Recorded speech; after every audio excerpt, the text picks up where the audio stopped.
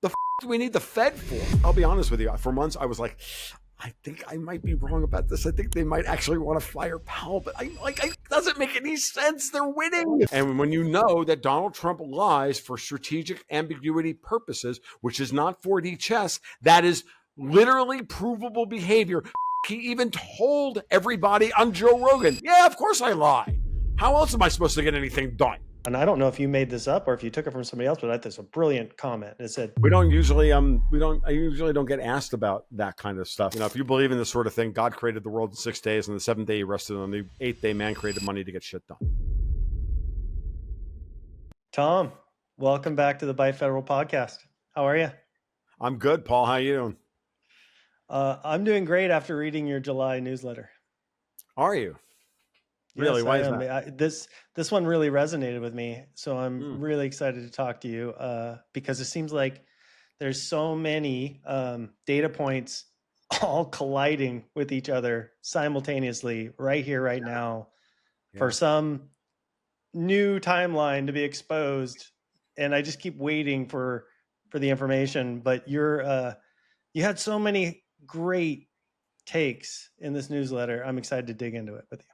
Okay, let's do it. It's fun. Awesome. I usually don't get asked about that kind of stuff, and it's okay. I'm thinking about it, going, yeah, that's fine. It's good advertising. We'll do that. So let's go for it. Cool. Let's do the good advertising for gold, goats, and guns. Okay. I want to start with this. The last pages of your segment, coming back to ourselves. Yeah.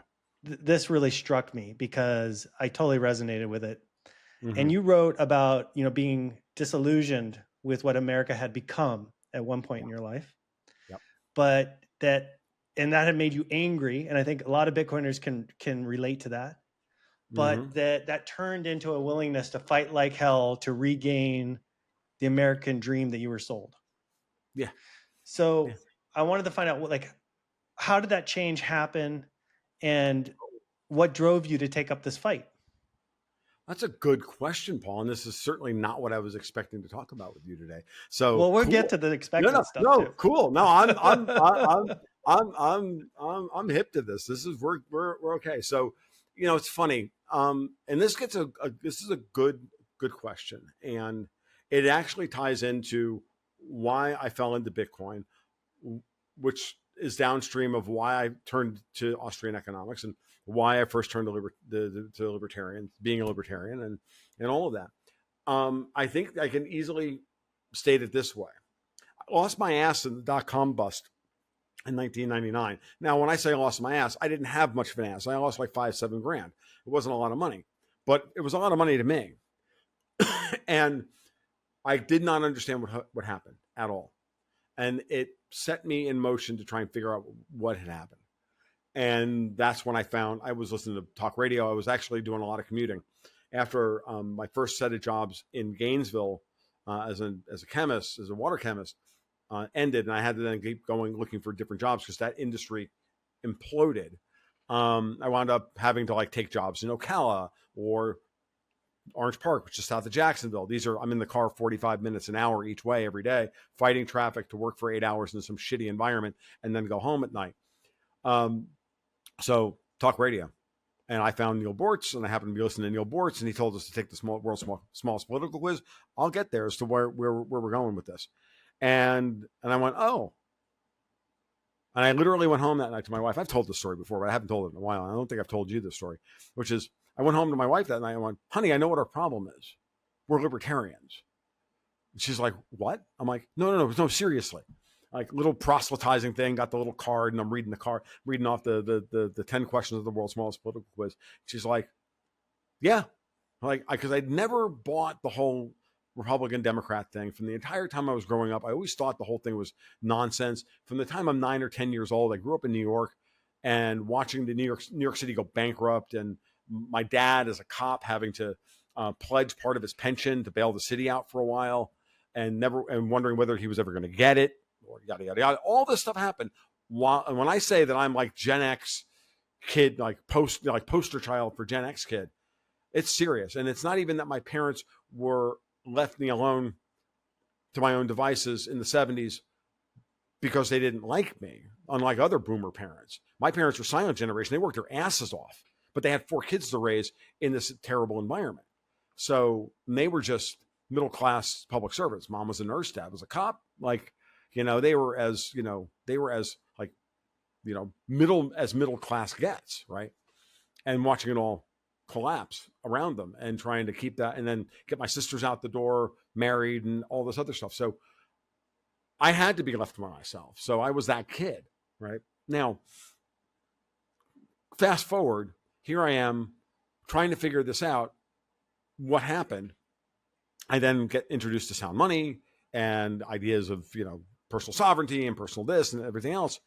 And when you do that, you really do start to really question the America that you thought you grew up in.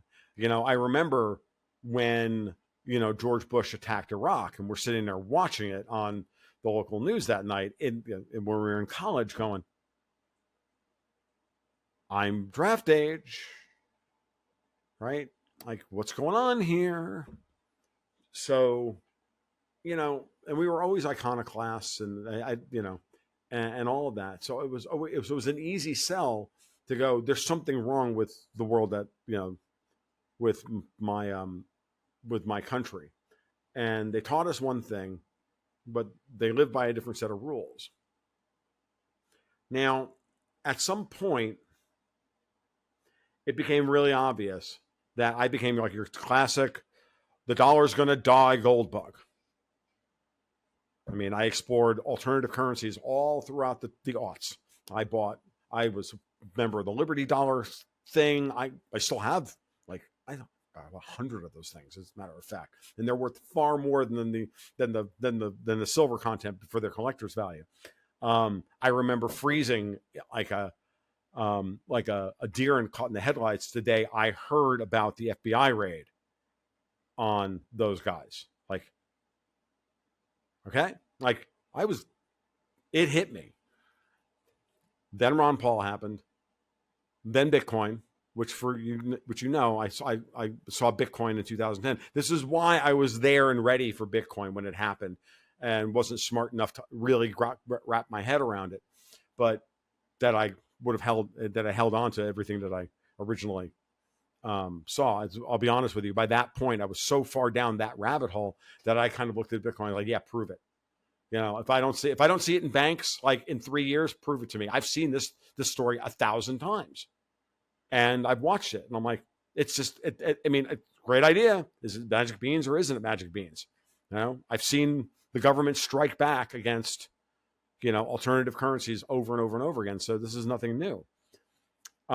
Again, deep in the I hate America scenario, and I hate the dollar. But there was Martin Armstrong smuggling his little missives out of prison into the hands of Jim Sinclair, who published them on a regular basis, which I was an avid Jim Sinclair fan. And I even met Jim a couple of times. Jim was great. And kept saying over and over again, when the whole system fails, money's going to rush towards the central economy, not away from it. After it rushes into the central economy, then it's going to rush out. That's when the real collapse happens.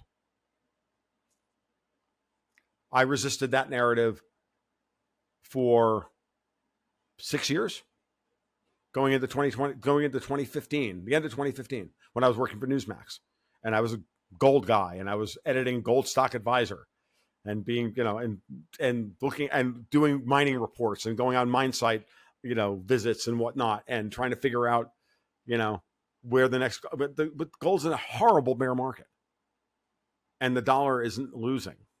And finally, Martin's arguments about centralization, about the structure of the euro and all that, finally hit me like a bolt of lightning.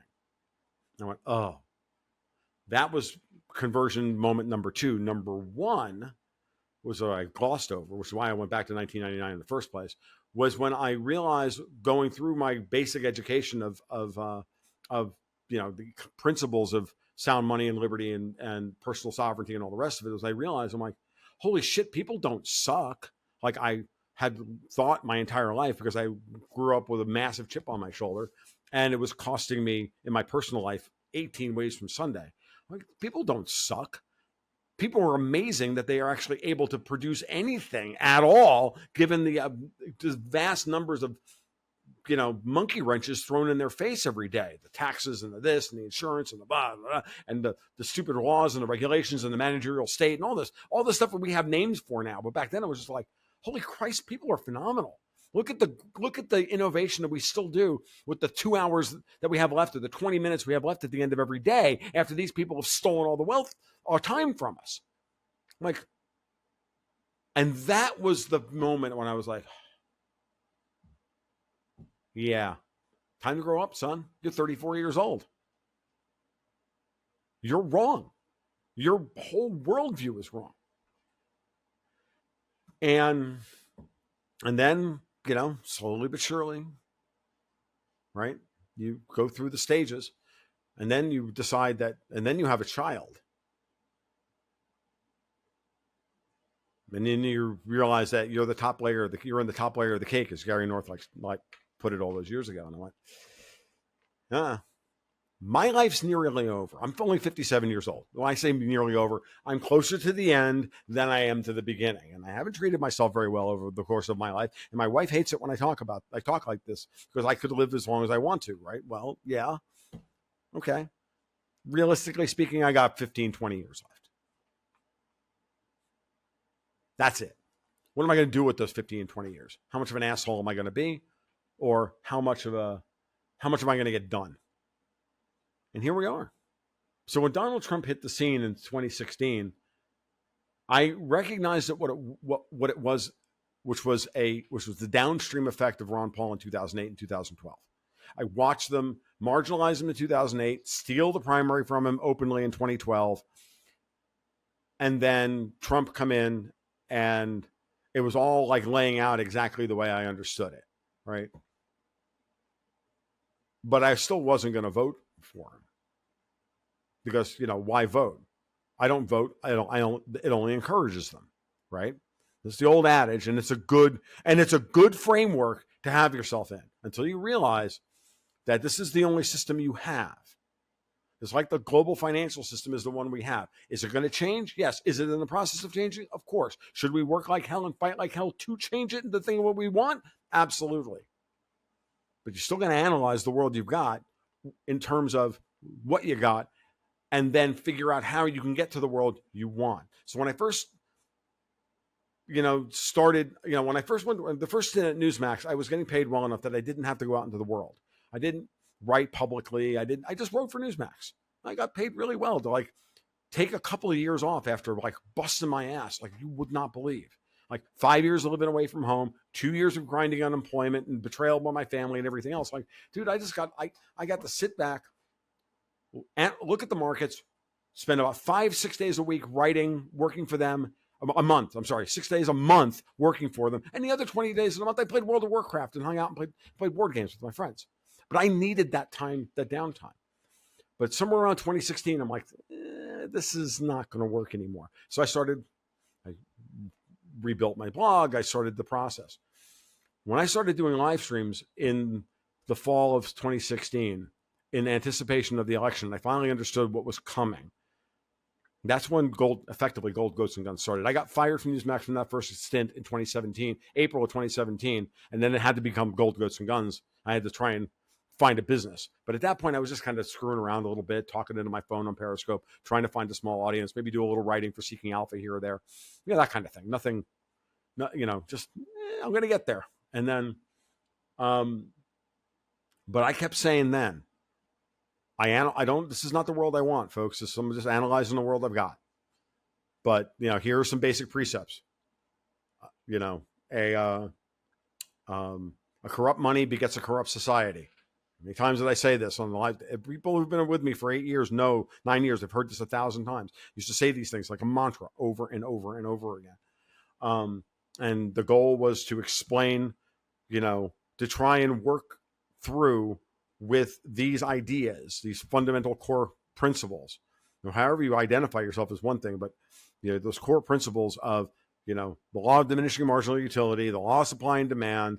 These are the Gresham's law, these basic understandings that you fix the money, you will fix the world. I wasn't sold, never, and I still am not sold that Bitcoin will solve everybody's problems. But I think it's a very important tool in the process. And I will stay that way I will stay in that framework until Bitcoin proves me wrong.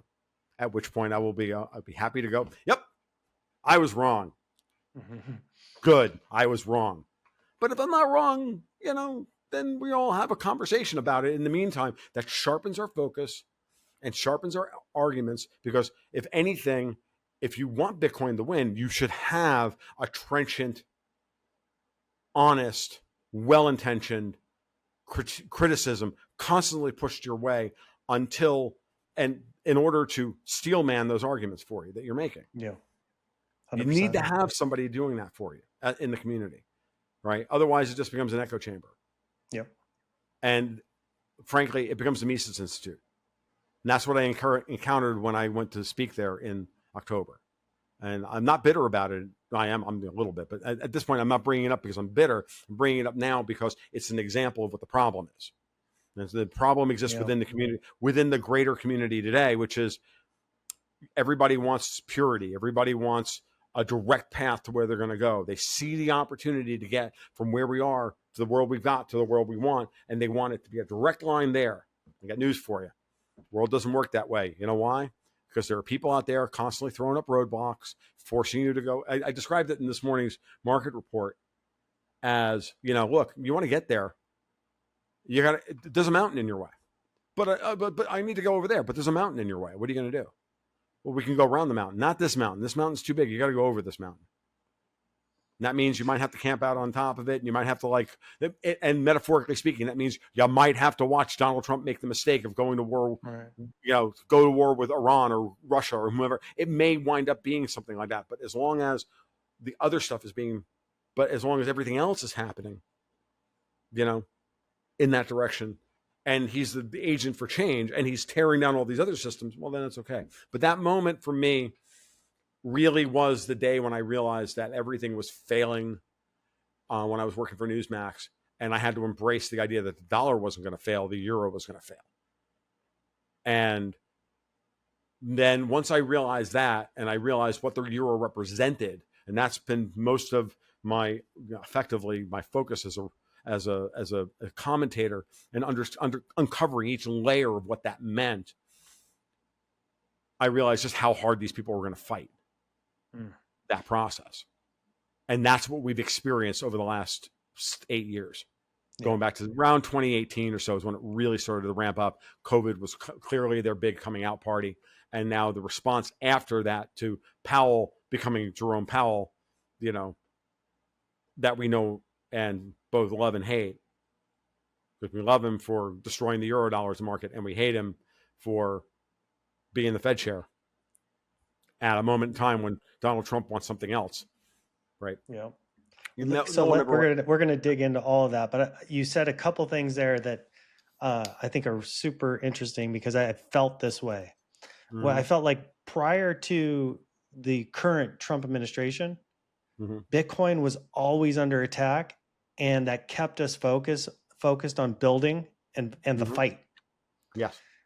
Since there's this, like, I don't know, this zeitgeist of like, we're winning and everything is good for Bitcoin, I almost feel like the movement's gotten soft. And I'm very concerned about that. This focus on what's the price as opposed to what are we building and what kind of freedom and how can we fix the world with it. That shift has been generally aggravating for me in this entire cycle.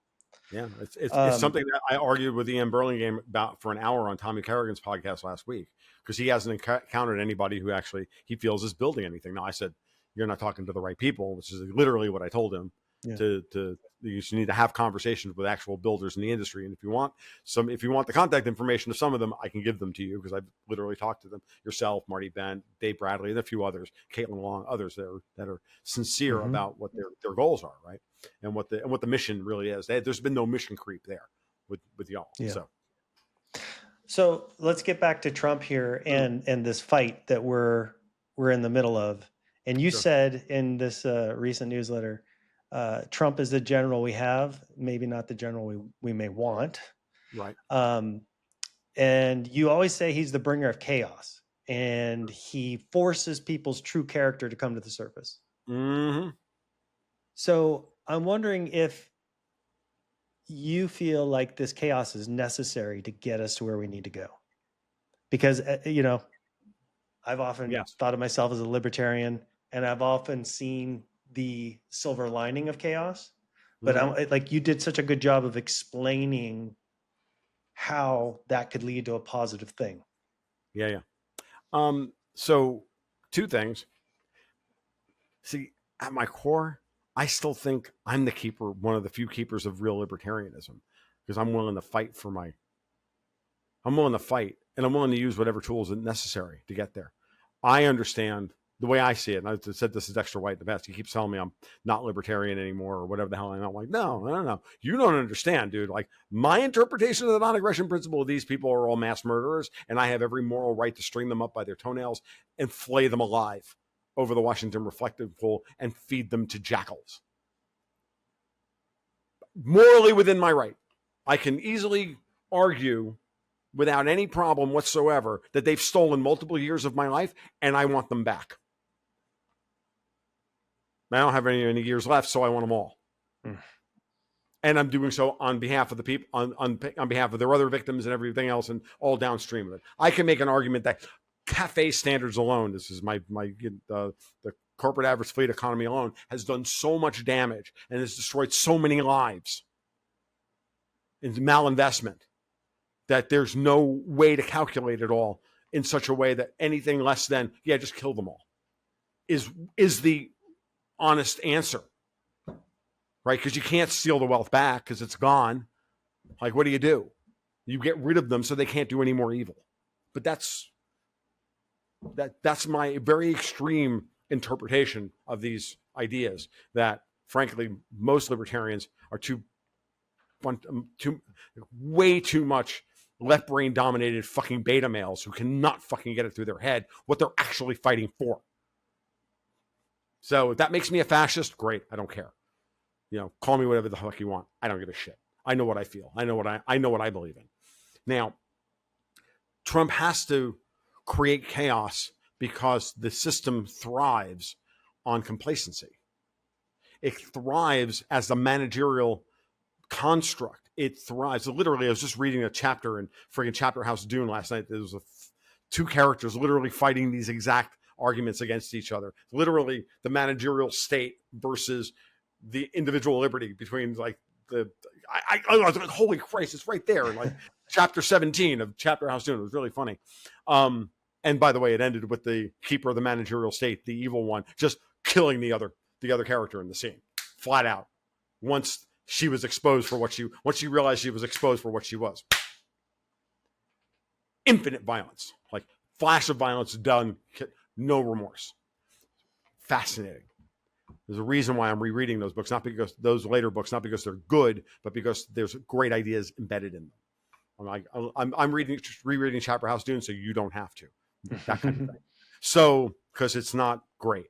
But that being said, we have to realize that in order to you have to shake up the old system, and you have to shake it out of its complacency, and you do that by literally attacking in every direction all at once. Like, you almost have to. You have to keep them off balance. You have to know what your goal is and understand that you can fight.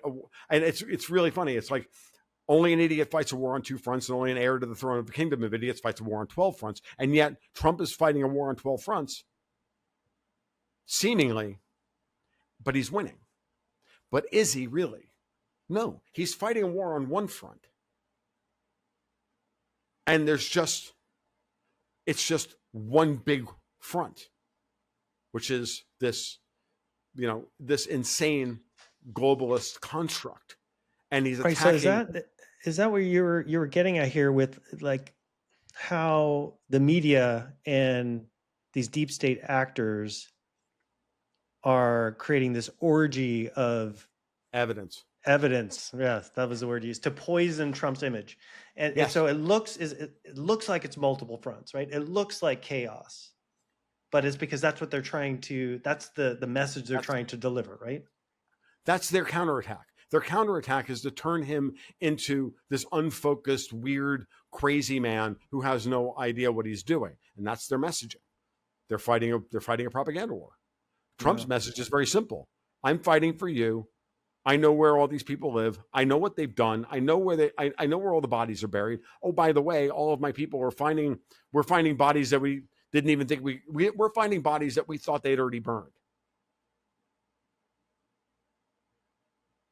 Which is Interesting, really because fascinating. yeah, that's really insightful, because on the surface, it's very easy to read headlines and think like, oh my God, like we've been betrayed by our, we were promised one thing, we're getting something else.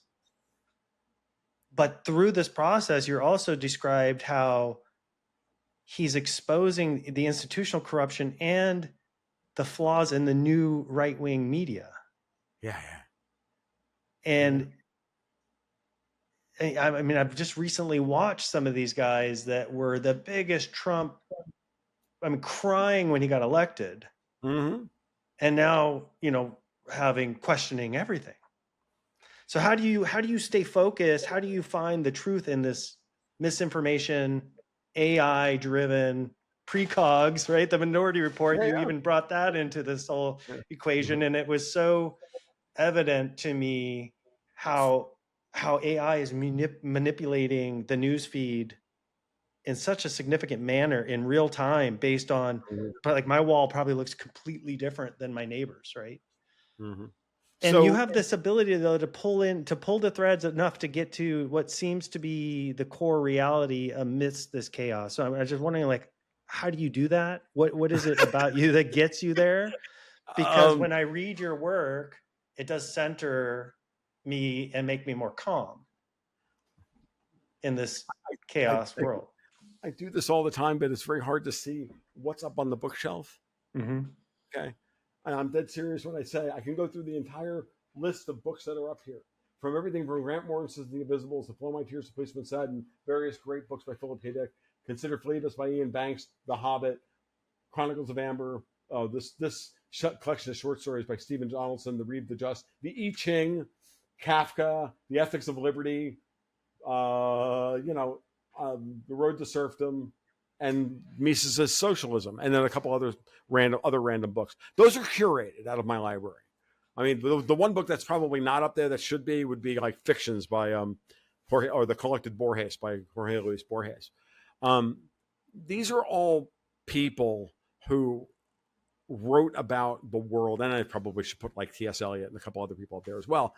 But these are all people that wrote about seeing through what you're looking at, seeing that the reality that's staring you in the face isn't the truth. That there's another deeper reality in behind. Man in High Castle is a classic example of this. Is a perfect example of it. Even if you've watched the Amazon series, they literally, do that and then expand the story, but not always in the best of ways. But on balance, it's an excellent adaptation and reimagining of Phil's original book. The basic premise being that, I don't know, it's just something I've done my entire life. I've just always been good at it, and I prepped myself all through my my adolescence. This was the fiction that I read, and I didn't read a lot as a kid, and I'm not very well read. I mean, I want to make this abundantly clear to people. Like, I have friends that have libraries. I don't have 100. If I lived 3,000 years, I wouldn't read half the things that are on their shelves. I'm a very poor reader, or not a very poor reader. I'm a very slow reader, and I'm only I only read things I'm really interested in. I guess we all are, but my point is that you ask how I do it that way, how I do what I'm doing. It's once you see the operating system, right? Once you see how they operate, then you just keep applying it over the same lesson over and over again. What does this look like? Mm-hmm. And then you just do it. And if it fits, then you keep doing it. And when it doesn't fit, and you don't get embarrassed because you're a public figure and you got it wrong. Yeah, I mean, you can do that a little bit, and certainly you can do it privately. But then you have to think about it and go, well, I have to get up tomorrow, and I've got a lot of people waiting on me tomorrow. And this is one of the weird places that I find myself in today. I never expected that to happen, where people will hang on my word. Like, I guess I don't know why I did this, thinking people wouldn't listen to what I had to say when I went into the business of people listening to what I had to say. It's that's between me and my therapist. But my point is that, you get up in the morning and you realize that there's a burden that you're speaking to people like yourself and others who want to hear what I have to say about a particular thing. And if I got something wrong because of a faulty heuristic or a faulty part of my narrative or part of my model, then I have to go, oh, well, that's new information. And now the model has to shift a little bit. And if the model shifts a little bit, fine. And you keep going. I'll be honest with you, Paul.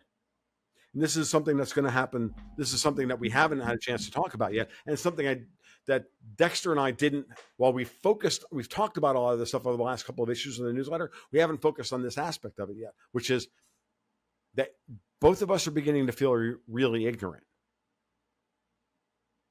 The old systems of figuring out how this stuff operates doesn't work the same way. And it's not us that's missing something. We all are. Yeah. Because of the way AI is being deployed at scale by these and AI deploying itself at scale is going to change. It's going to rapidly depreciate some of our old analytic assets. And this is one of those things. When I was in my 20s and I was working in environmental laboratories, I grew up in an era I entered the industry out of college in the 1990s, and there were, in environmental testing, there were, there's the current technology were certain types of analytic techniques, right? But like everything else, over the course of time, new technology will replace old technology. So new methods will be developed, new technology will be developed that will be able to analyze those same chemicals, be it anything from ammonia to arsenic and everything in between, that will obviate the old analytic technique, right? So the way we used to analyze arsenic in waters and soils by graphite furnace atomic absorption was going away as the world moved towards ICP-M mass spec, where ICP-M mass spec you can do all the metals or most of them faster, 100 times lower detection limits than you previously could in 20 seconds as opposed to 7 minutes. And in 1999, 2000, I went to work at the University of Florida. And I wound up in the last great job in my area where my skills as a graphite furnace expert were needed still. But I knew I was the horse buggy maker in the world of automobiles. And the industry was changing from a regulatory perspective where I'm like, I don't want to work in this industry anymore. And that's when I shifted and went and took the job in South Florida and then started doing electrochemistry and metallurgy. And I took all those old skills and applied them to a different venue. And I was able to extend that for part of the career for another 5 years. I'm just saying that it's everywhere. We all experience it over the course of our lives, that what we were and the skills we had, they always depreciate. It doesn't matter what they are, including it doesn't matter if it's, chemical analysis or political analysis or monetary analysis. And so our analysis and our criticism of the monetary system as Bitcoiners, this is something I talked about when we were down in Tampa together. And I've talked about on Bitcoin podcasts and been called a shitcoiner for it, which is that Bitcoin's great. And it was birthed during an era when the Federal Reserve was going full globalist and trying to trash the dollar. That was the goal of the Federal Reserve under Bernanke and Yellen. That's what they were literally trying to do. And I said, well, the natural reaction is that's going to go so far, and then we're going to reach the peak of that cycle, and some other asshole is going to come in. His name happens to be Jerome Powell, and he's going to start pushing the cycle back the other way because there's too many entrenched interests in the Federal Reserve not trashing the dollar, that it's going to put pressure in the opposite direction because that's the way the world works. The pendulum swings one way, and then it's going to have to swing back the other way, right? And so that's what we said. And all I ever said to Bitcoiners was, hey, man, let's see if Bitcoin can survive the Fed defending itself. Right. So let me ask you one other thing about AI, and this was not in your newsletter, but it's a question that's been rattling around in my brain because, this is a new front in the war. Mm-hmm. And what surprised me about Doge, Elon's efforts, was the connection with Palantir. And that it seems like Palantir is now deeply embedded in the state. And of course, my initial reaction was like, this is horrible. This is the evil empire. My hatred towards America that you expressed in the first, that all just came rushing back, right? It's an easy trigger, man. But really another way to look at that is that this is an absolute necessary countermeasure in this war against the globalists. So I'm wondering if you had any thoughts on that. I haven't really. Because I know the kind of standard kind of Whitney Webb version of this story, and I'm not. And for once, I'm not actually criticizing Whitney here. I'm just saying this is what people. This is if people have intersected this story this way, they've intersected with her type of analysis on this. Not saying it's right or wrong. Okay. Palantir deeply disturbs me as well.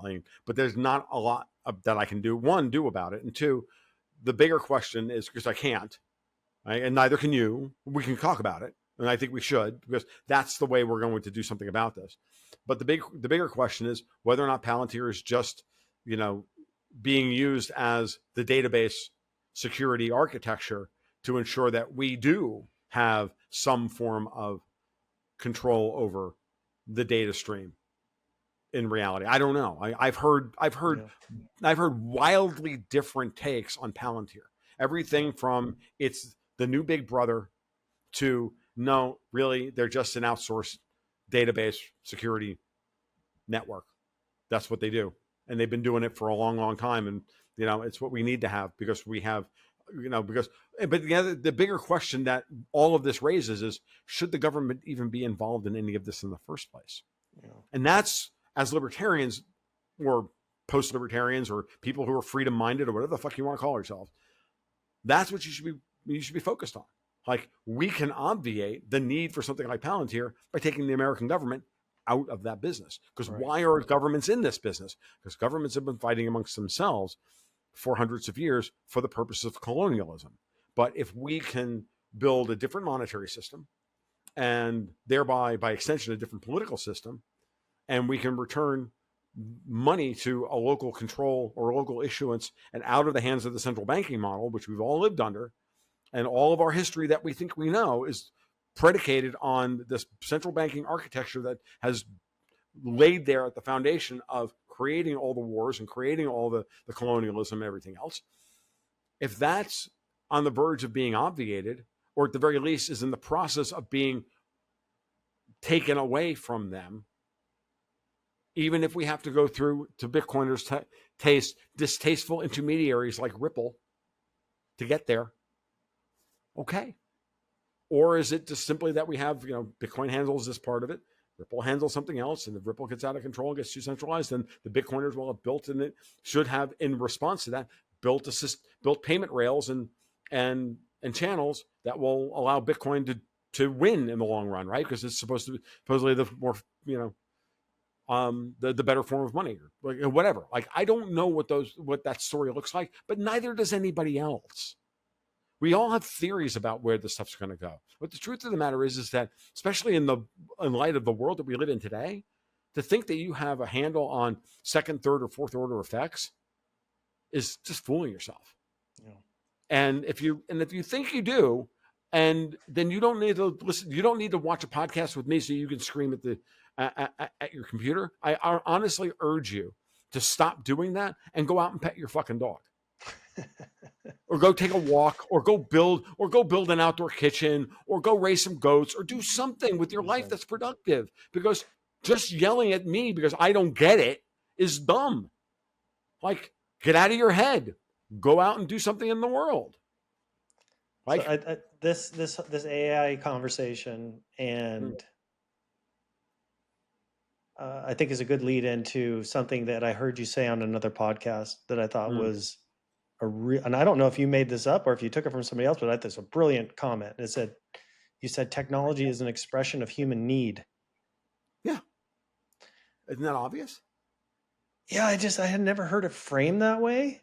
I don't think it's original, Paul. Like, maybe not, but when I stack Bitcoin, stablecoins, AI, next generation energy technology,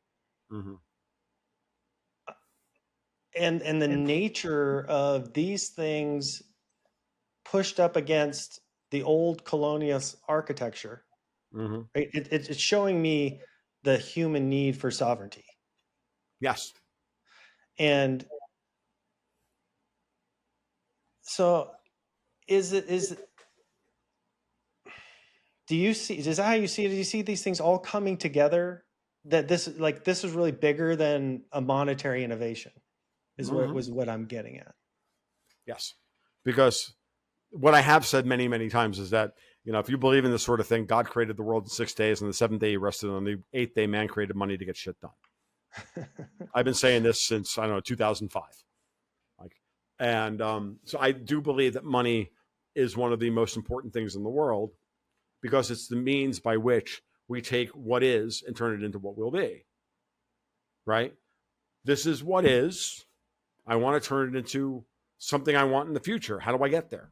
Money is just, somebody texted me this afternoon. Bradley Rodder texted me this afternoon. He's like, money is just discounted barter or whatever. I'm like, yes, exactly. It's just barter it's just future. It's just pulling barter in from the future or something like that. I'm like, yes, exactly. Money that gets, gets past the mutual coincidence of wants that barter can't handle, and liquefies the ability of human ability to turn what they want into what they'll get. And every shitbag in the world understands that you arrogate power to yourself if you can plant the toll booth between what someone wants and what they get. That's what we have to get rid of. That's what Bitcoiners talk about in terms of disintermediation and this, that, and everything else. Now, what I've begun to think about in terms of the stablecoin thing, and I haven't written about it for Gold, Goats, and Guns yet, but I did write about it for next month's.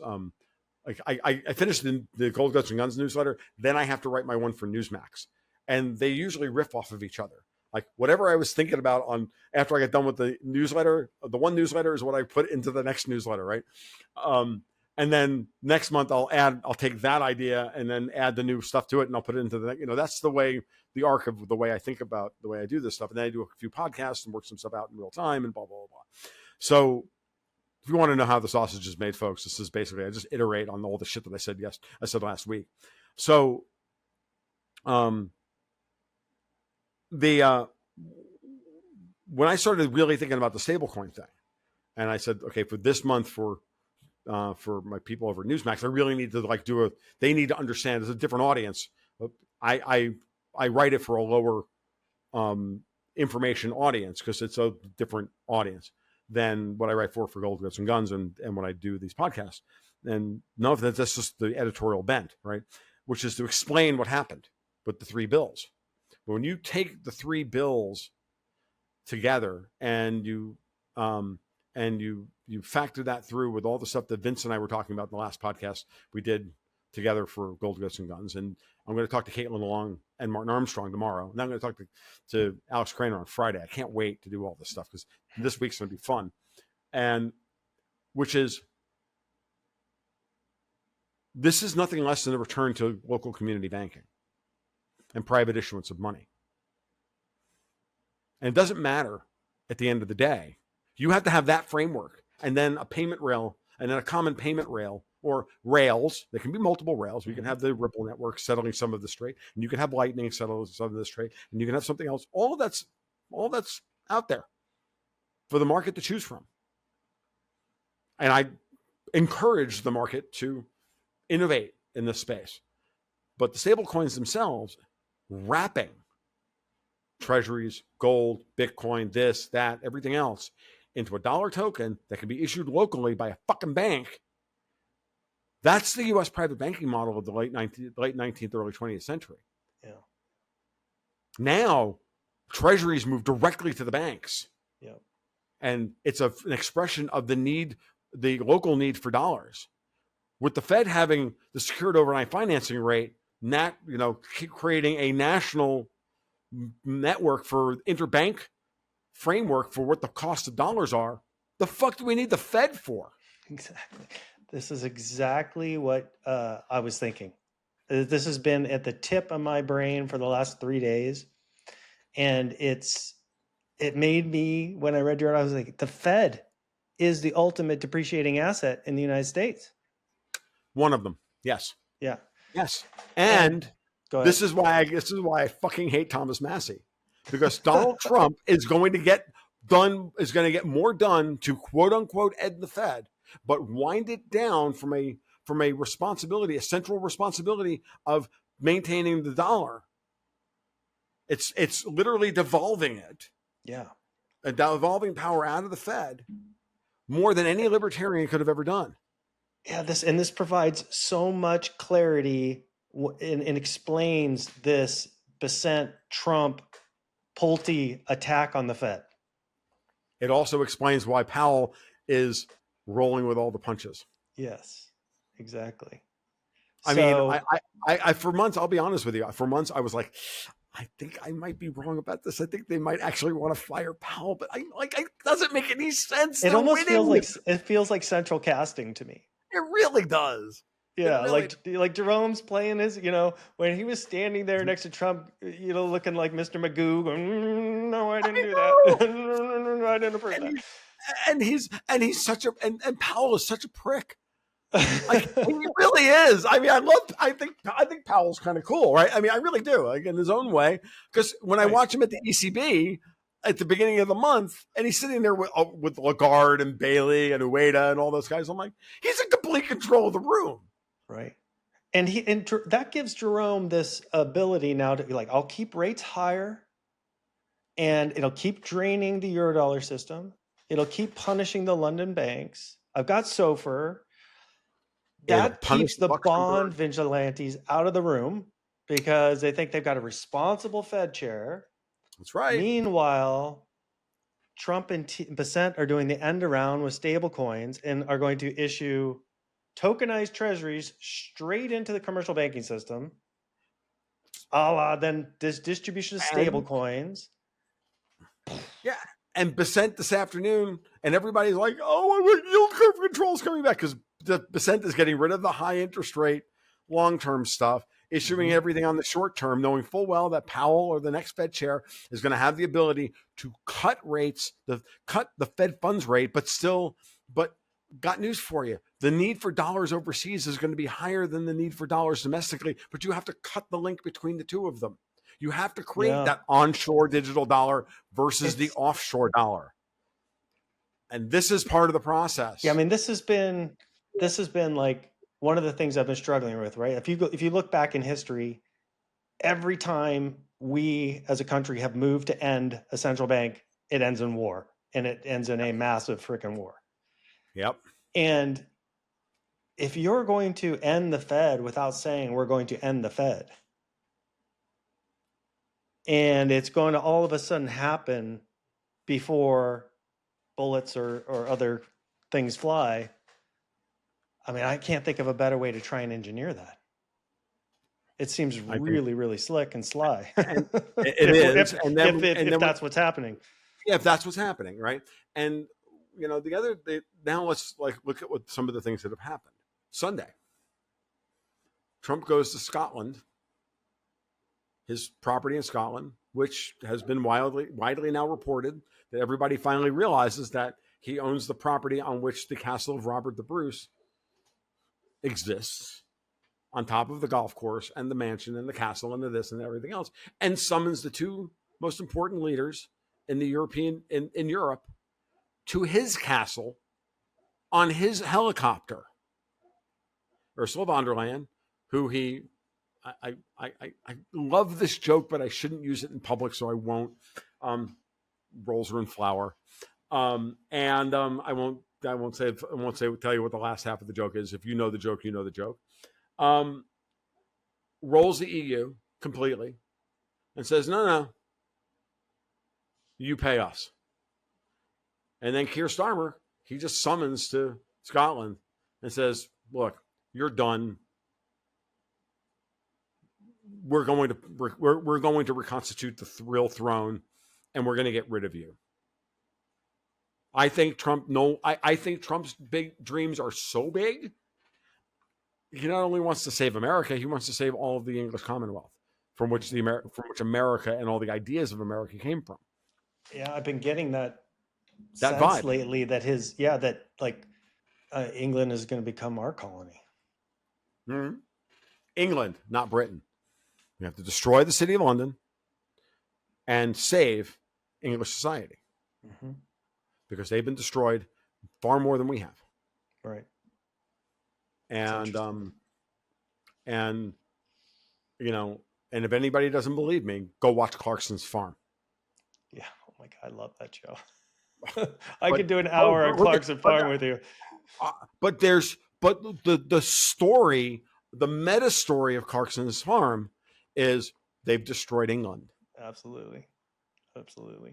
And, give it up to the great ape, man.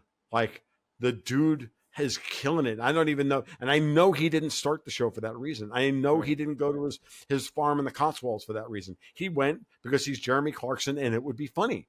Yeah. And he could sell it to Amazon. And then he got there. And then everything changed. Yeah. And then he went native. And God's bless him, man. Like I when I watched season 2 of Clarkson's Farm, I think it was season 2 or season 3. I wrote a blog about it, and I said, and I realized what he was doing, which was the whole farmers collective thing, and to try and save the local farmers. I think it was season 2. He was getting all that pushback from the local council, and about halfway through. Now remember, Paul, I used to be a small farmer like these people. Yeah. I used to go to the farmer's market and market my goat and have to slog it out every day. Every Saturday, trying to sell goat cheese to a bunch of over-moneyed middle-class people who said this is the food that they wanted. And I'm like, here, it's $6 a half pound. It's better than all the other goat cheese at this market for $6 a half pound. You don't like that? I've got this beautiful buttermilk dressing that we made, buttermilk and chèvre dressing that my wife makes. It's amazing. How about the ice cream? How about this? How about that? All of this lovely food, and they didn't want to pay for it, because it was a little bit more expensive than the Turkish crap that they could get, Greek yogurt that they could get over in, and I'm saying Turkish crap on purpose because it's for Dexter White. They call it Greek yogurt, but it's made by fucking Turks. It annoys the shit out of them. I'm like really? Okay. So and we did this, and I know how hard it is to raise a handful of dairy goats and take care of them every day and try and do that. Basically the gentleman farmer thing that Jeremy Clarkson does, right? Because really Caleb and everybody else run the farm. Yeah. Jeremy's not a farmer. He's there as PR and as the business manager. And I'm like, when I watched that and I realized what he was doing, it was right about the midpoint turn of that season. I said, stop. I told my wife, we're not going to the next episode yet, because I was in tears. It hit me that hard. I was like, oh my God, I've been watching Jeremy Clarkson for 25 years, 20 years, watching Top Gear and the Grand Tour and all this stuff. And I said, I've been a fan of Jeremy Clarkson most of my adult life. And for once, I'm finally proud of the fact that I am. Yeah, right. Because of this. And I was like, who else but the big ape could do this?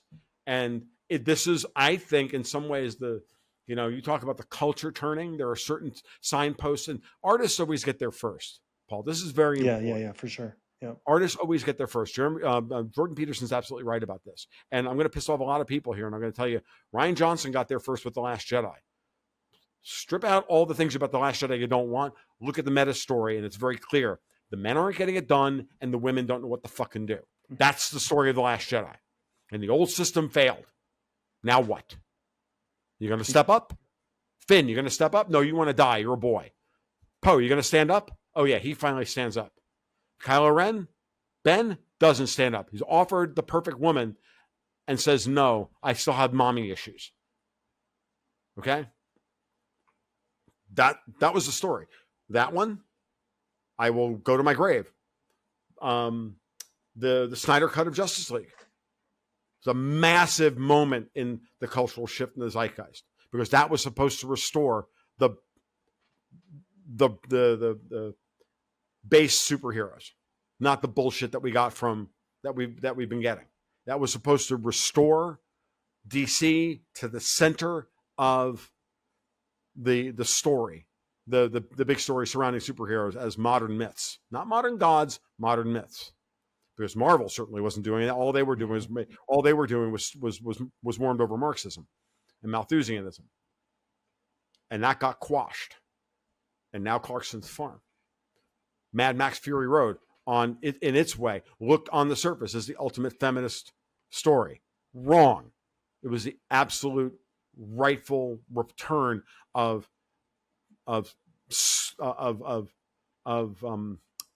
responsible masculinity, protecting women against the toxically masculine.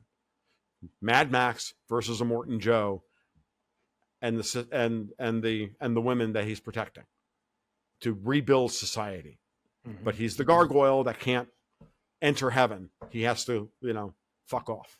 He has to leave. Mad Max Fury Road. Befriended Brendan McCarthy on Twitter over this ages ago, and he and I became Twitter mates for a while. I was actually going to have him on the podcast very early on, and it didn't work. But Matt, who wrote the story, but originally wrote it for Mel Gibson, it didn't really like the movie, but the story, the fundamentals of the story are still there. He and George Miller put that story together and drew out all the storyboards for it freaking 25 years ago. So you watch these moments in the culture are important. And now, of course, this week it's Sydney Sweeney's tits, which is fine. I mean, because I like Sydney Sweeney's tits, but that's it's not so. But that's not like that's a different thing. But that's what we're seeing. We're getting the culture has shifted, and now we're watching it reveal itself in the politics and in the monetary system. And we're Bitcoin's now 15 years old, really 15, 16 years old. It's now part of an entire generation's, imprinting. Mm-hmm. And the generation that hates it because they got fat and happy and rich on the old system, the boomers, are aging out. Yep. And they still hate their children. Well, we'll talk about that at the next steak dinner. I want to we need to organize actually, and I keep forgetting to do so. We'll do it. Back to this idea of depreciating assets, mm-hmm. And I'm so glad that we're lumping the Fed into this, because this idea that you brought up, these depreciating assets, as they lose their useful life, they sort of get like. Their last use case is to sow some sort of chaos or to throw in some bomb in the middle of the room, right? Like pull the plug and throw the IMF in, and pull the plug and throw Davos in. And so as these systems die, as they start to depreciate, become these losing assets. You describe them as like being sacrificed to push the Davos agenda. Sure. Is this just a sign of, it is a sign of the bigger cultural shift as well, but and the loss of their useful life. But this also kind of ties into this idea of this new technology, right? And so it's like they become so useless that their only use is to engineer some chaos or drive a distraction campaign. Right. At a certain point, you're at a use it or lose it moment, right? You've got this asset, no matter what it is, and and then you're going to extract value from it. You either, as I described it in the newsletter, in company life, when you've got a vertical that's not working, you either shut it down, cannibalize it, sell off the parts, or spin it off into a separate company that's no longer sabotaging the overall value of the company, and then give it some seed capital and see if somebody else can make a go of it. Right? I mean, you have to spin it off, shut it down, or detonate it. In the case of political assets, you always have the option of detonating them. Right. So Epstein is the guy that won't die, right? I'm not saying that the way the Trump administration has handled Epstein has been good.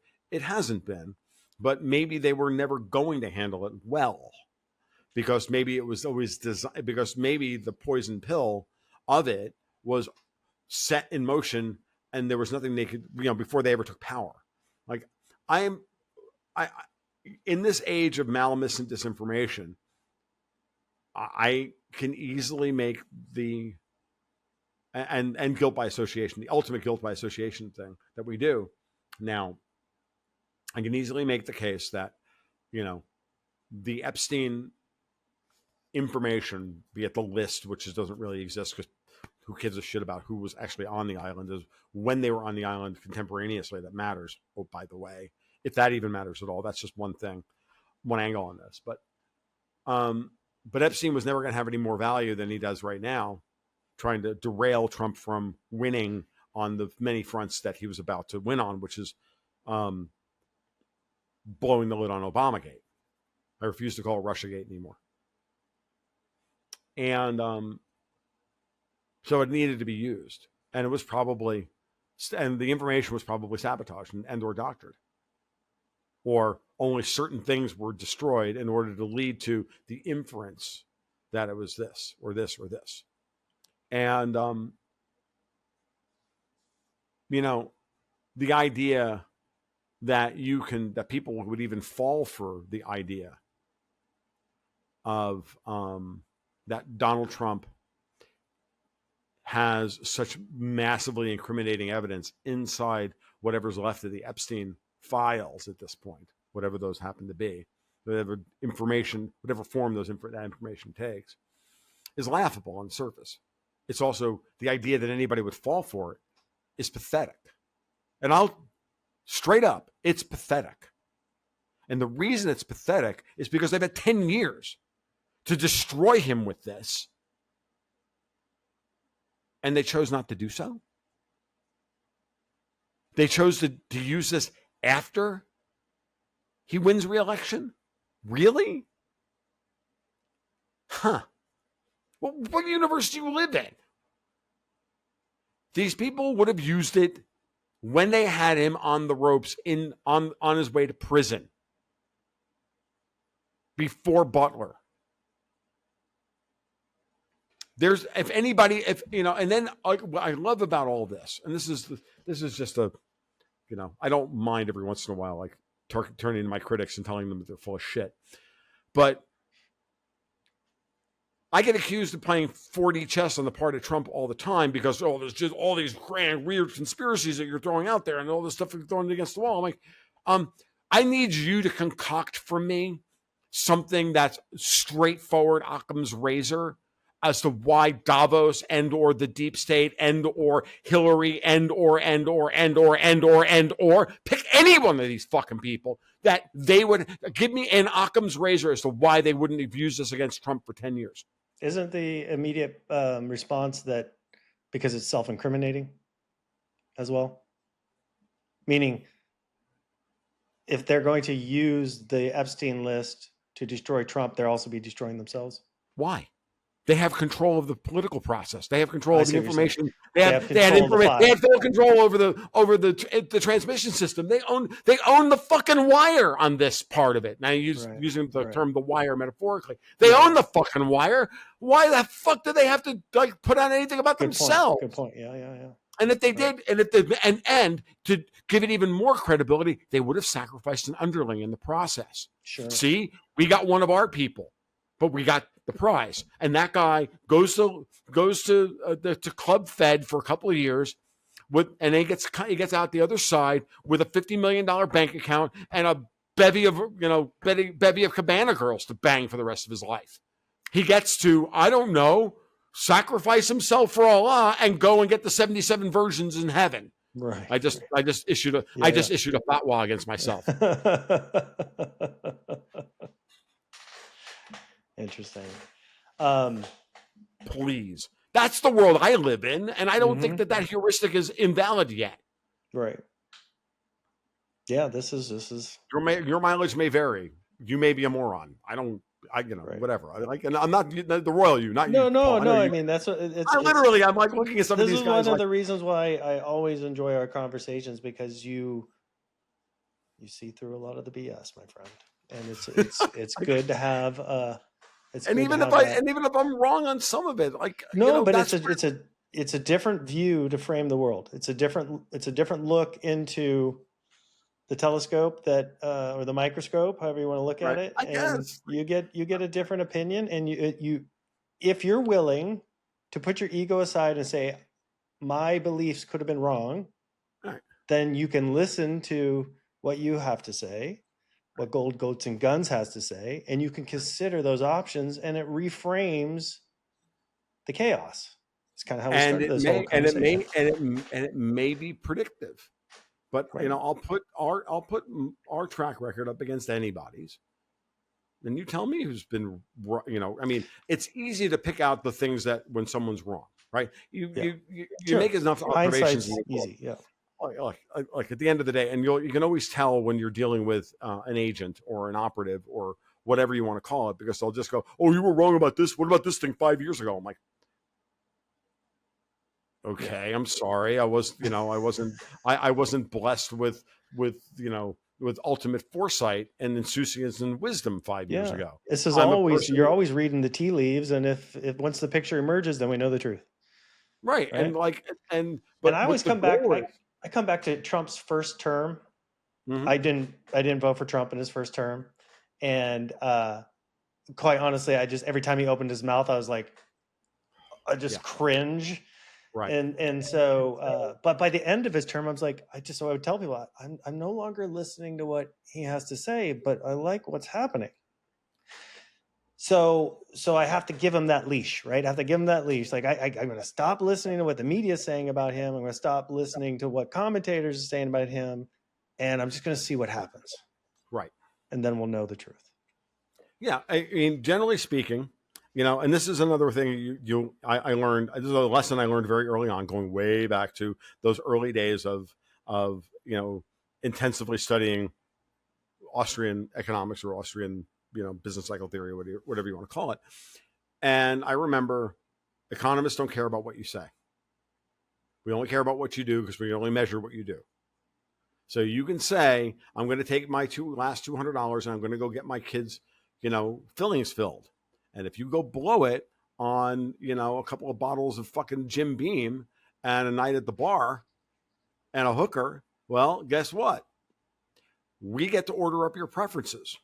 You would rather buy Jim Beam and a hooker than get your kids' teeth fixed. Oh, that's not true. I love my... No, you don't get the virtue signal to me. You spent your money on this. You acted like this and did this with your money. And you didn't do this. You prefer Jim Beam and hookers to your children. Yeah. Not my judgment. Right. If that bothers you to have it explained to you that way, your behavior reflected back at you that way, that's a you problem, not a me problem. Yeah. Sorry. And when you do that, and again with politicians, are politicians lying? Well, are their lips moving? How did we know you were? How did you know I was lying? Says Chiana in Farscape. You open your words, Chiana, and words come out. Like you open your mouth, Chiana, and words come out. Chiana didn't. If she ever said anything, she was lying. That she was the thief archetype. That's what she did. She was brilliant at it. The show was outstanding for that exploration of character. Yeah. You open your mouth, and words fall out. Obviously, same thing with politicians. How do you know a politician's lying? He's talking. Watch what he does. Don't not watch what what he he says. says. And Yeah. when you know that Donald Trump lies for strategic ambiguity purposes, which is not 4D chess, that is literally provable behavior. Fuck, he even told everybody on Joe Rogan, yeah, of course I lie. How else am I supposed to get anything done? I'm paraphrasing. But Right. basically, this is look, I'm in negotiation with somebody. I lie. You Yeah. lie during negotiations. Whatever. Who gives a shit? It's none of your business. My job, you hired me to do a job. I'm doing the job. This is how you do the job. And lying is one of the tools of that job. Watch what he actually does. At the end of the day, just because he, like we've got obsessed with the whole British tabloid media thing of trying to read tea leaves and read body language and all of this other horse shit when we should just be sitting back going, yeah, he's doing that. Yeah, he's doing that. Okay, let's watch to see what he does next. Now, where he's going to have a problem, and there's a limit to Donald Trump's method. And that's what we should be we should not be discussing whether he lies for strategic ambiguity purposes or not. We know he does that. If you can't handle that, stop fucking listening and moreover, end your Twitter account so that we can actually get rid of the noise and get to some signal. Because what we should be discussing is where is the limit of that strategy? How far can that strategy take him? And where will it not work? That's all that's interesting. You got to watch. And again, this gets back to calculus or again, the way I see the world in all those metaphors. Like there's a limit to how effective that thing can be. There's going to be an upper limit, right? That function is going to break off asymptotically to this level. And I can tell you what the limit is for him. It's Putin. This group of Russians. Do you not think he knows that? I don't know. I am going to reserve judgment until we finally have a showdown over Ukraine with him and Putin. Now, let me just finish laying it out first, and then I'll tell you what I actually think is going on. But there's a limit, and that limit is Putin. Why? Because this Russian administration has been very clear. They prize, in the words of one of my longtime patrons, said they prize diplomatic accuracy, spoken accuracy. They're very legalistic. They neither lie nor bluff. I've watched Putin for going on 13 years now, and he doesn't lie and he doesn't bluff. Does he exaggerate? Yes. Does he, omit things? Of course. Is he a former intelligence asset? Yes. Therefore, does he speak sometimes in very precise ways, knowing full well that there will be certain translational ambiguities? Yes. But at the end of the day, he neither bluffs nor lies. And therefore, you better take him at his word. And he's a tough negotiator. So now the question is, at what point will Trump's bluffing and or lying get him into a situation he can't get out of? Because he can't use his typical Zopa or negotiating framework with Putin. Russians are built differently, and this particular group of Russians are built differently. And then when you start analyzing the situation politically at home for Putin, you realize he has no wiggle room. If Trump, in any way, manner, form, shape, or form, greenlights a NATO attack on Russia or any area of Ukraine that is considered Russia by Russians today, whether or not that is reality or otherwise, whether that's a fact on the ground, it will drive them nuts. And will be used by the European Union, by those fucks over at MI6 and GCHQ, and they will know exactly where to try and schmooze Trump to do the wrong thing in Ukraine to escalate this thing. And as I'm giving you that answer and I'm going through that attack will happen in Zaporizhia. Why? Because of the 4 oblasts that Russia claimed through elections, and again, you can argue whether those elections were bullshit or not. I'm not here to. That reveals more about you than me if you believe that those elections were on the up and up in every way. Okay, or they were valid. It's up to you. I happen to believe, for example, the one in Crimea was valid. Dexter White happens to think it was not. We've argued about this for literally 10 years. Okay, we don't do it publicly, but we have argued about it. Same thing. But Zaporizhia is the one of the oblasts that Russia has taken and made a part of Russia, but they haven't earned on the ground. So it'll be put up or shut up time for Putin if he crosses over into Zaporizhia and his guys get bombed by F-16s flown by American pilots.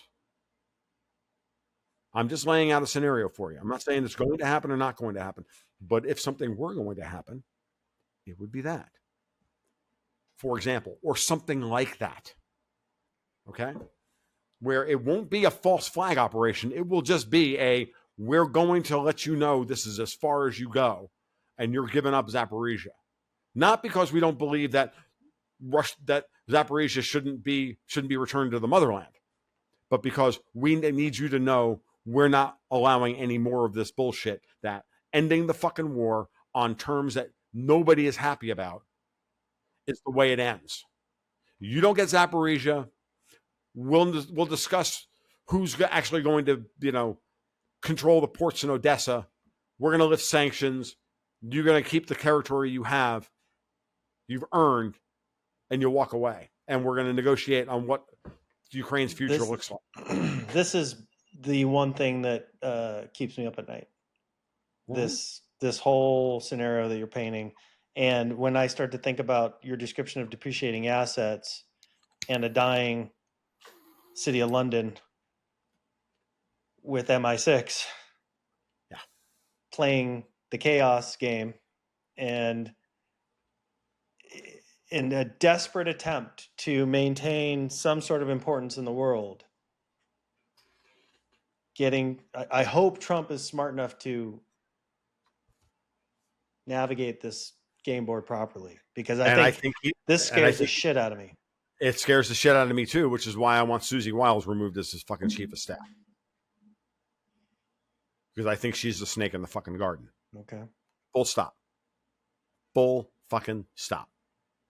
But as of right now, that ain't happening. Yeah. I mean, hell, he came out the other day, called her the most powerful woman in the world. Now, and Martin seems to think this is inevitable, from what I've been hearing. I know, which is what which is why it's going to be an interesting chat that I have with him tomorrow morning. We're doing this on July 30th. So again, I agree with you that this is what bothers me at this point, because I can see that, again, who's in control of, I guess the big question we go back to, who's in control of the escalatory ladder, right? Now, here's a counter to that doom and gloom, mm-hmm. which goes back to my observation about the one story that nobody seems to want to talk about, but yet has had so much effect on global politics. This is DNI Tulsi Gabbard going to the city of London 2 weeks ago. Mm-hmm.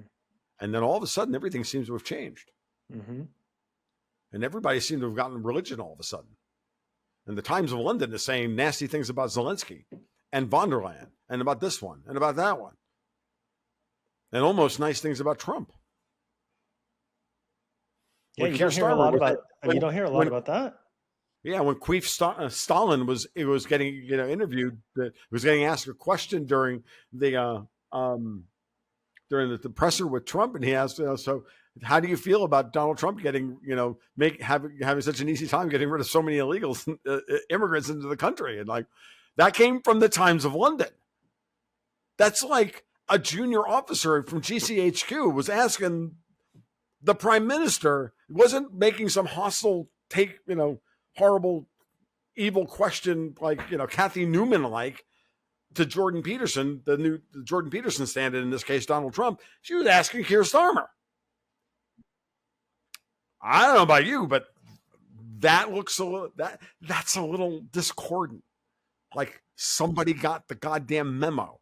We own you now. We have you dead to rights. This isn't just about 2016. This is about 2020 and 2022 and 2024. You people stole the 2020, helped steal the 2020 election. Then you rigged the 2022 congressional races. Then you rigged a whole lot of 2024 congressional races. None of this shit makes any goddamn sense. It's all Six Sigma data from electoral norms and and U.S. electoral history. What in the actual fuck? We know, we have it. All that stuff that all your people said, we burned every copy, sir. Guess what? Someone kept an insurance copy, and we have it now, and we own you. That's what I think has been going on. But at the same time, Trump could be getting, which is why, by the way, it would make perfect sense for the counter move to try and get him to do something dumb, to get the Russians to the table over Ukraine. Secondary sanctions on Russia's trading partners, which in this case, the people that they sell the most oil to, the Chinese, the Indians, etc. The Russians won't stand for that. And Trump will have to enforce that arrangement at the point of a gun. And the point that Martin has been making in the last couple of days was that this is the exact same playbook that they got FDR to run in the run up to World War II with Japan. The problem is that it's not the same. I don't think it's an analogous situation today. I just don't. So, and maybe that's wrong for me to think that way, but I have some problems with that model. It's a convenient model, and I get that, neocons of this type and stripe, they don't change their methods until they don't work anymore. This one has worked in the past, and they were able to eventually get Trump to bomb Iran. So they're thinking they probably can get him to do something with Russia and force a kind of scenario. The thing people should worry about more than anything else isn't that we're going to get our hair mussed. The thing people should worry about more than anything else is that the Russians have been lying, for lack of a better term, about their ability to keep us off their territory. That a full-blown air attack by the United States or some version thereof over parts of Ukraine that they consider Russia, that they can't stop and blow open the freaking lines and reveal to the world that the Russians have been lying about their anti-aircraft capabilities. And again, I'm not saying it's true. I'm saying you really need to consider the possibility that it is. Not because I have any information, not because none. That's not what I'm saying. What I'm saying is you don't have any either. No matter how close you think you are to, and I no. And there's a lot of bullshit out there. And everybody told us for years that the United States can't fix this fiscal problem and that tariffs don't work and this, that, and everything else. And all these critics that never, without a goddamn skin in the game whatsoever, were wrong about all of that. They were wrong about America being dead on its knees. Well, under Biden they were. All it took was for the United States to just stop acting like a bunch of fucking pussies. Oh, by the way, we actually have some potency left. We actually have some power. As I've said to Bitcoiners, just because Bitcoin was winning during all the years when the Fed wasn't defending itself doesn't mean you were so wise. It meant the Fed wasn't defending itself. When you have, it's easy to take yardage when there's nobody defending. You're broken field running. You're Barry Sanders You're not Barry Sanders. You're that third string guy they pulled in off the bench, and the defense walked off to go get it, to go hit the Gatorade while you're running upfield, and you're like, I'm the greatest running back in the history of the world. I'm not denigrating Bitcoin by saying that. I'm saying that was the environment you were winning in. Oh, by the way, their Gatorade break is over, and you're still slow, and you may get pasted at the 20-yard line. Or you may be Barry Sanders. I hope you're Barry Sanders, but never not consider that you're just the third string. You're just, the water boy with the ball. Yeah. Okay. I mean, never stop building. Because if you do that, you're going to get, as you pointed out earlier, you're going to get soft. Yep. You're going to make mistakes. World is dangerous. When there's an arbitrage and there's money to be made, someone's going to come in with both fucking fists and they're going to beat the crap out of you to get it. Yeah, for sure. For sure. I've always, I always thought it was misguided when after the Nashville conference, everybody thought, oh, we're winning. And then after the election, we're winning. I still feel like the fight is yet to come. Yeah, that's the way you should look at it. When the shit hits the fan, everybody's going to pull out every last card they got. When the shit hits the fan, everybody reverts to type, which is another line from this month's newsletter. And you're going to find out who, and everybody has a plan until they get punched in the mouth, right? Yeah, it's the same thing. Yeah, when exactly. when things are easy, and that's when you find, you can find plenty of fellow travelers in the world when things are easy. And you can find plenty of areas of agreement and chat with each other and all this kind of stuff. And I've done it for 8 years now. But when things start to go one way and you wanted them to go the other way, you find out really quickly what people really believe. Yep. And I'm not naming any names here, but I've run into a couple of them in the past couple of months. And 4 or 5 months ago, I said, everybody's getting this freaking game board wrong. By the time the end of this year, there's going to be a whole lot of roadkill in the alternative commentary space. Mm-hmm. And I beg everybody I know who I've made friends with over the years and I like an awful lot. I've got kind of preternatural instincts to see who's going to flame out and who isn't. Remains to be seen, my friend. I'm like begging everybody. Let's end on a positive note. Sure. I want to hear your vision of if America gets back on its feet. Yeah. What does America winning look like? What does America winning look like? Not just economically or militarily, but culturally, spiritually. Like if we get through the fourth turning, the green shoots are emerging, America is there. What is Tom's vision of the future? Happy Tom. We hold on to most of the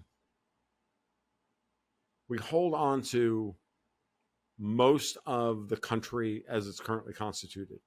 We actually lose California, parts of Oregon, parts of California, we lose part of the left coast.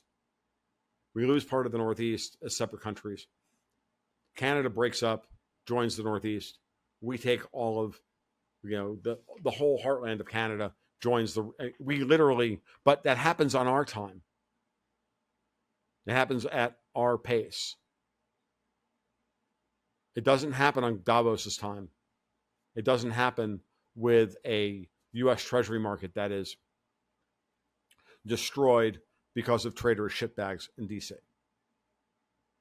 And that allows for the restoration of English common law at the center of American life, as opposed to what we've been living with, which is a form of administrative law. Mm-hmm. That is what has to end. And that's what Trump is destroying left and right. Lee Zeldin and the whole climate, assessment thing, like gutting the entire justification for every greenhouse gas emission related regulation in the fucking country. Music to my ears. We have to get out of a world where the toll booth operators tell us what we're allowed to do and what we're not allowed to do, so they can steal money off of us every day. We have to get rid of that.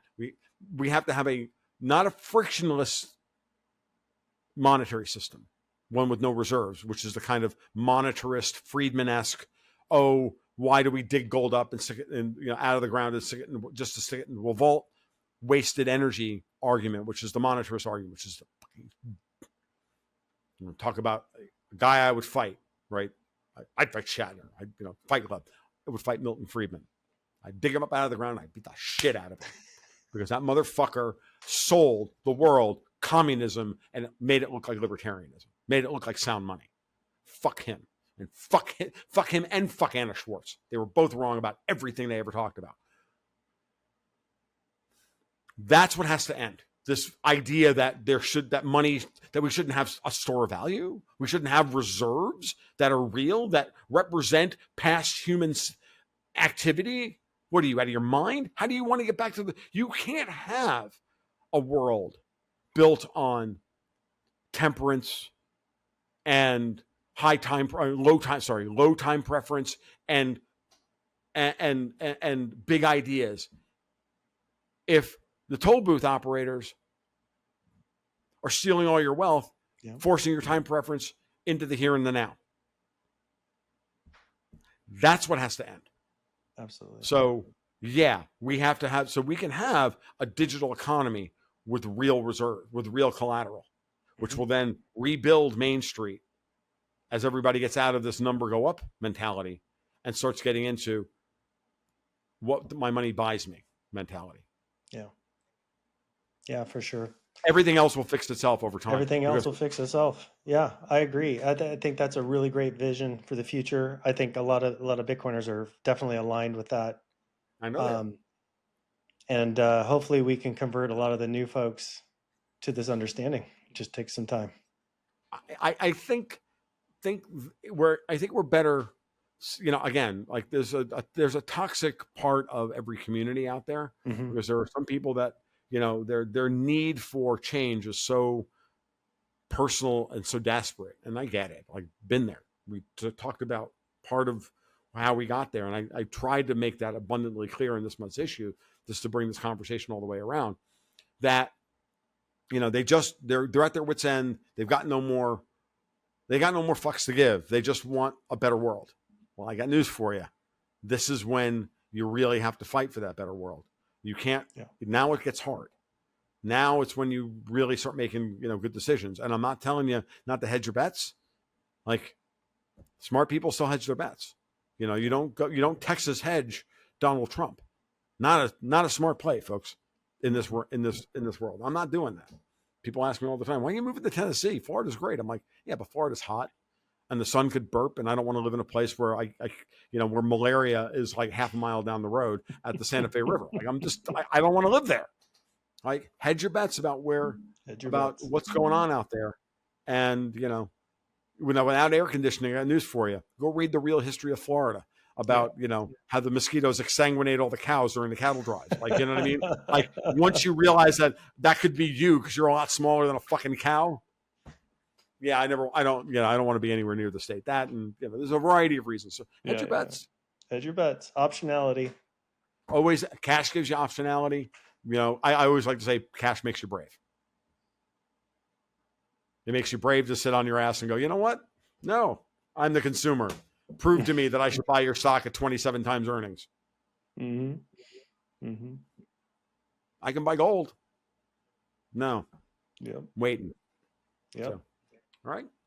Tom, it's always a pleasure. I look forward to the next steak with you. Sure. And the next newsletter. Thank you for your time. Thank you, Paul. Thank you for bringing it up, and we'll do it again. Absolutely. Yeah, absolutely. Like and subscribe, guys. More guests like Tom coming in the future. We appreciate you sharing this video. Thank you. So you've heard Bitcoin is the new gold rush by now.